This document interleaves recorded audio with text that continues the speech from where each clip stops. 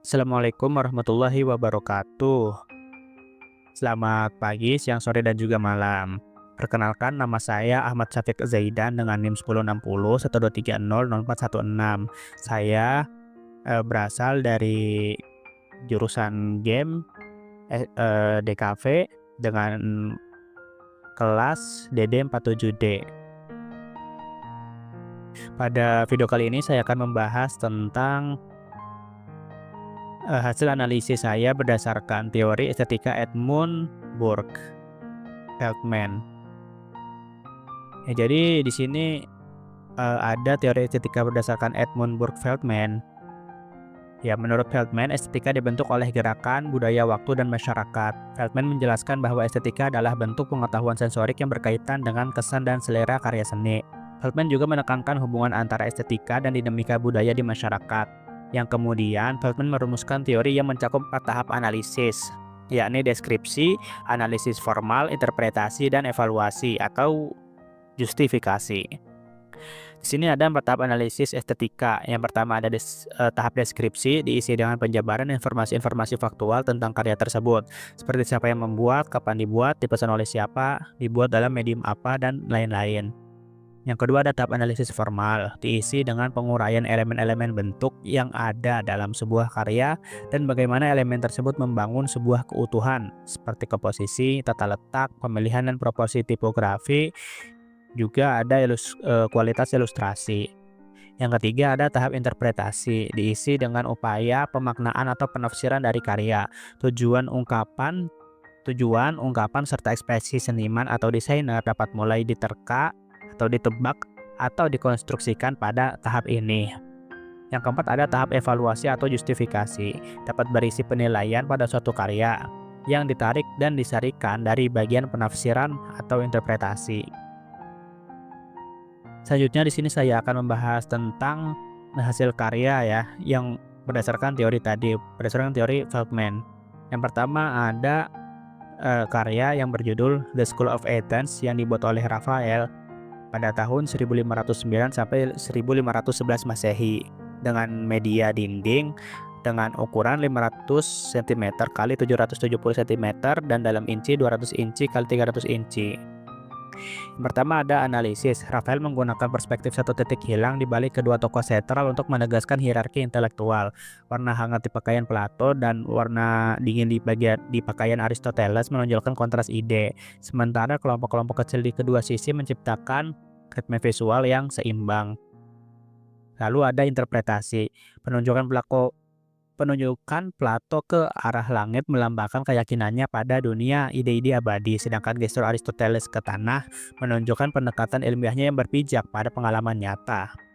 Kelompok filsuf di sekelilingnya melambangkan berbagai cabang pemikiran klasik, matematika, astronomi, etika, dan retorika yang menegaskan kemajemukan intelektual di era Renaissance. Selanjutnya ada penilaian dari karya The School of Athens berhasil menyatukan kedalaman filosofis dengan keindahan, menggunakan perspektif, karakter hidup, dan dialog visual yang dinamis. Lukisan ini tidak hanya menjadi puncak estetika Renaissance, tetapi juga sebagai perayaan akal manusia dan warisan intelektual Barat yang menjadikannya salah satu karya paling ikonik dalam sejarah seni rupa. Selanjutnya di sini saya akan membahas tentang karya dari Timur yang berjudul Point on a Mountaintop yang dibuat oleh Senchou pada abad ke-15 dengan media tinta di atas kertas. Analisis. Komposisi dibagi menjadi 3 zona besar, yaitu tebing depan dengan detail tajam, area tanah yang dipenuhi vegetasi, dan latar kabur dengan sapuan tinta tipis yang menciptakan kedalaman. Teknik sapuan kuas yang bervariasi menggunakan garis-garis tegas untuk kontur batu, sapuan garing untuk tekstur kayu, dan sedikit berair untuk kabut yang menghasilkan kontras visual dan nuansa atmosfer. Ruang negatif di sekitar puncak gunung memperkuat kesan kesunyian dan keheningan. Selanjutnya ada interpretasi. Lanskap ini mencerminkan nilai spiritual dan estetika kesederhanaan dari manusia kecil yang menghadap ke alam. Kabut yang menyelimuti gunung melambangkan misteri dan kedamaian batin, mengajak penikmatnya merenung tentang harmoni antara manusia dan alam.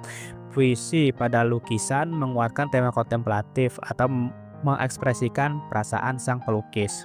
Selanjutnya ada penilaian dari karya Poet on a Mountain Top. Karya ini berhasil menggabungkan keahlian teknik kuas tinta dengan pengalaman filosofi Cina. Penggunaan ruang negatif dan variasi sapuan menciptakan suasana mendalam sekaligus tenang. Selanjutnya di sini saya akan membahas karya dari Raden Saleh dengan judul karya A Flood in Java atau Banjir di Jawa. Dibuat pada tahun 1865 sampai 1870 dengan media cat di atas kanvas. Analisis. Komposisi membentuk piramida tak seimbang yang berpuncak pada sosok yang berdiri atau mengangkat lengan, memusatkan perhatian penonton ke arah yang sama, menggunakan kontras kuat antara cahaya dan bayangan untuk menonjolkan bagian yang detail seperti otot, kerangka, dan ekspresi wajah, menambahkan realisme dan ketegangan. Warna-warna suram, coklat, keabu-abuan, hijau laut menguatkan nuansa kengerian dan keputusasaan. Selanjutnya ada interpretasi. Lukisan ini melambangkan fragmen atau pecahan harapan di tengah kehancuran. Meski dikelilingi maut dan penderitaan, manusia tetap berusaha menyelamatkan diri. Penilaian dari karya Banjir di Jawa. Kekuatan realistis dan emosional lukisan ini menjadikannya mahakarya romantisisme. Keahlian Raden Saleh dalam anatomi, komposisi dinamis, dan penggunaan cahaya atau bayangan menciptakan pengalaman visual yang menggugah empati. Jadi kita dapat merasakan apa yang dirasakan pada orang yang berada di dalam lukisan.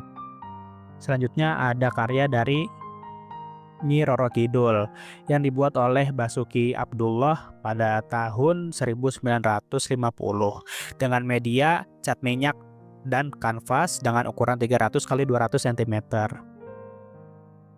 Analisis. Komposisi lukisan terpusat pada tokoh perempuan dengan latar belakang dinamis berupa pusaran air. Kontras antara warna gelap di bagian bawah dan terang di atas menciptakan pengalihan mata secara vertikal, seolah tokoh ini muncul dari kedalaman lautan. Teknik sapuan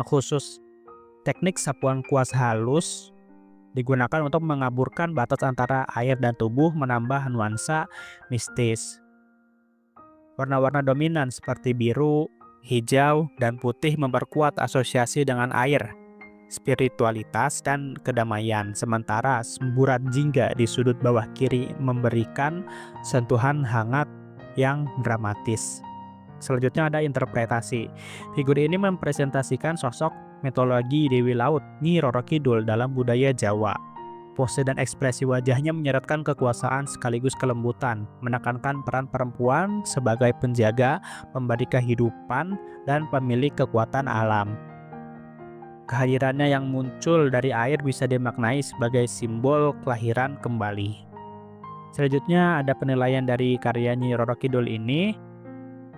Lukisan ini memukau secara visual dan emosional. Penguasaan teknik serta pemilihan warna yang dramatis berhasil menciptakan kesan mistis dan sakral. Ia tidak hanya kuat secara estetika tetapi juga akan makna budaya dan spiritual menjadikannya karya seni yang menggugah rasa. Sekian untuk video kali ini. Kurang lebihnya mohon dimaafkan apabila terdapat kata-kata yang tidak mengenakan dan kurang tepat. Sampai jumpa di video selanjutnya. Wassalamualaikum warahmatullahi wabarakatuh.